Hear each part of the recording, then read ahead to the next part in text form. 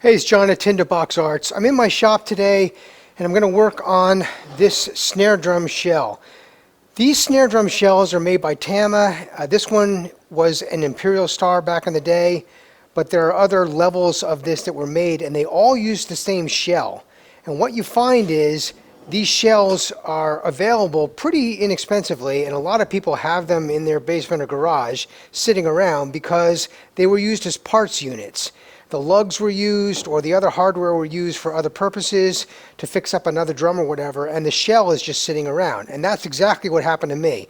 I used this as a parts unit for a different snare, and now I just have this shell sitting around, and I hate to just throw it out because it's a perfectly good shell. In fact, these shells are actually very good. So, what I'm going to do today is kind of make a Frankenstein monster. I have the shell already, and what I've done is gone ahead and bought a bunch of hardware that I'm going to use to make what I'm going to call a FrankenTama snare out of this thing. Now, in the process, it's going to look a little different. The shell I need to do some work on, and I'm going to end up painting the shell, which I've done before, and I'm going to end up with a dark, either charcoal or black color with the shell. The hardware, I'm going to leave chrome, and it's going to look different from the original, of course. This is not all original hardware. What I wanted to do was make the most inexpensive drum I could out of this shell. Now here's the critical thing to understand about these shells. The Tama lugs, the holes for those, if you measure center to center, is a non-standard measurement. So it's going to measure like just under 1 15/16 if you're using imperial measurement, or in the neighborhood of 48 millimeters if you use metric. Now, if you look for inexpensive lugs, you're going to find that they just aren't available in the Tama measurement. Instead, what I have here are 2-inch center-to-center lugs, which are very common, but they don't fit in the holes. So this is really why a lot of these shells just end up sitting around, is because you can't find parts that are going to fit easily. So how am I going to make these 2-inch lugs work in holes that are center to center 1 15/16 or a little shy of that? Well, you have a few different options. One option is to weld one or both of these holes shut and then re-drill the holes. I've actually done that before, and I am going to do some other welding on this shell. I'm going to try to anyway.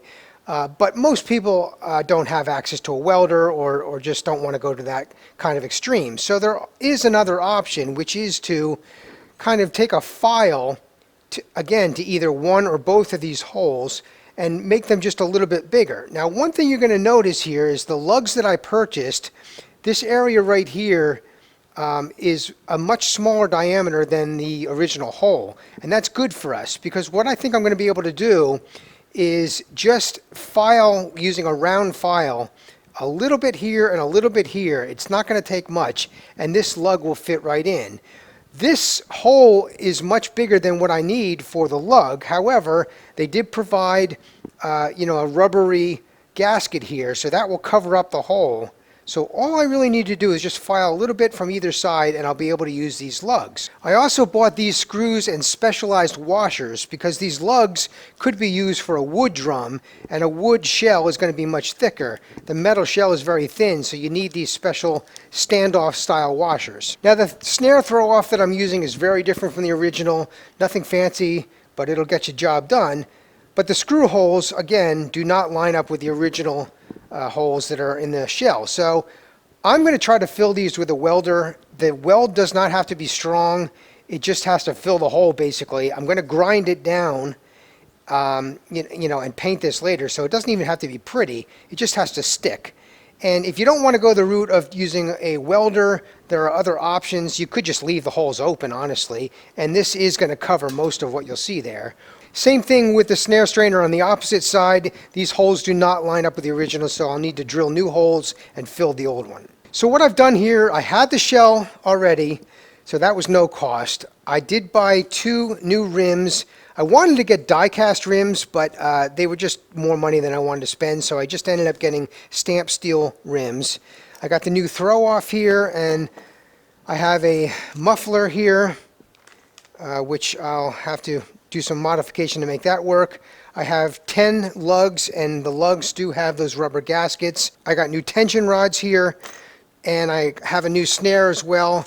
Now I got all this gear at this place, Drum Factory Direct. So this process is pretty basic. First, I'm going to elongate those holes with a file, as I mentioned, and make sure that the lugs will fit in there.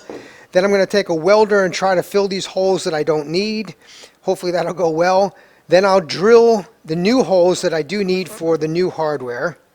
And then when all that's done, I will sand down all of this finish, including the chrome right there. Now I'm not going to try to remove the chrome. I just need to sand it down, rough it up basically, so that I can use a self-etching primer, and then I'll use the finish coat, both of those from a rattle can. Once this is painted and it's kind of cured, then I can start installing the hardware.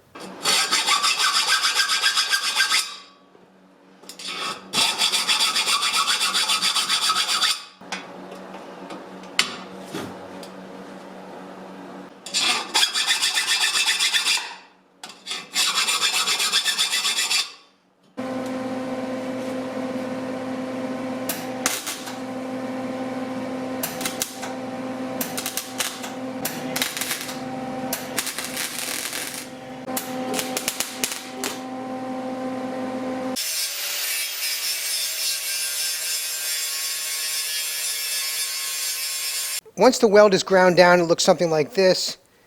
And it doesn't have to be perfect, because remember, we're going to sand this whole thing down. And, you know, if you make little error here or whatever, you can use body fill or Bondo basically to fill in and make it a little nicer if you need to. But all in all, once this is painted, that's not going to show at all.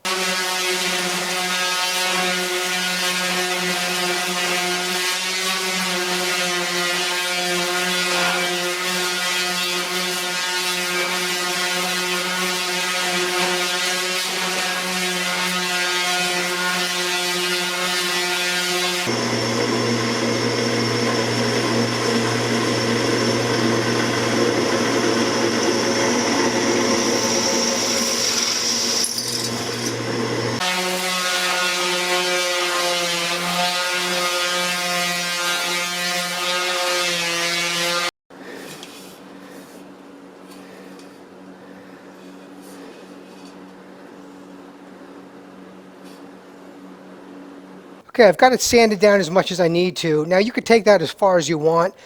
Now I'm just using, actually I forget, it's 60 or 80 grit sandpaper on that power sander. On the inside, same thing. It's a fairly heavy grit because you're just scratching through the surface of that chrome just to scuff it up enough so that the paint will stick. Now, first thing you want to do after the sanding is wash down the whole drum with acetone or something like it to get all of that dust out of there and make it nice and clean. Then I'm going to use a self-etching primer, which will really help the rest of the paint stick. And, you know, pay attention to how long you need to let this cure, because there are rules about that. So I'll use the self-etching primer, and then ultimately the finish coat, I'm going to use this. The color is soft flat iron, or flat soft iron I should say. So I'm going to use that as the finish coat.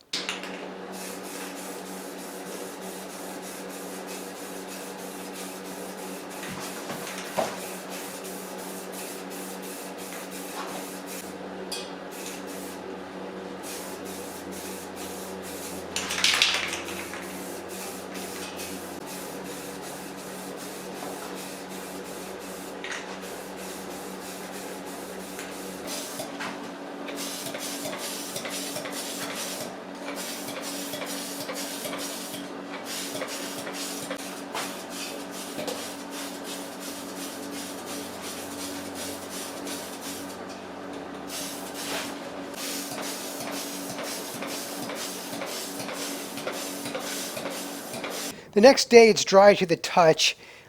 It's not fully cured though, so I can start putting the hardware on, but I got to be really careful I don't scratch it. After about 2 or 3 days, it'll be fully cured, and at that point I promise you it'll be very durable. Now, you could choose to do a clear coat over this. So you could use an automotive clear coat, which is available in a spray can. In fact, you can get a 2-part clear coat if you want, and that'll give you more of a gloss finish. For me, I don't really want that. I want more of this matte finish, so this is just perfect for me. It's going to work out just fine.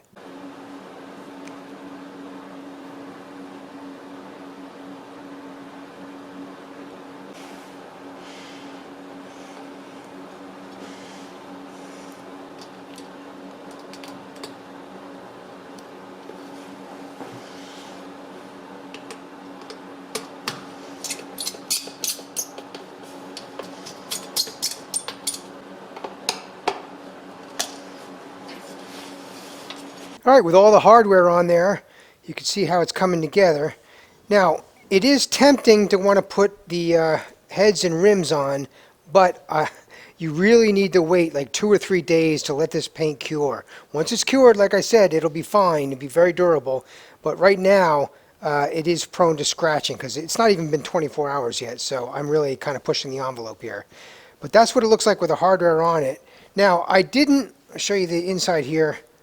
I just put a rubber grommet in there for right now, and I'm not going to put the badge on. I still have the old badge, I saved it, but I'm not going to put that on the outside because I don't really have a metal grommet. I have a brass one, but I don't have a silver color grommet to use here. So for right now, I'm just going to do that. Maybe I'll put the Tama badge on later, but for right now, that's fine. Now I have 4 other snare drums, and I don't want this one to sound just like all the other ones. Most of my snare drums are set up very tight, and when I hit it, it's more of a crack than it is a thud. This one, I want to try to make more of a thud than a crack. So to that end, the head I picked is a Remo black suede.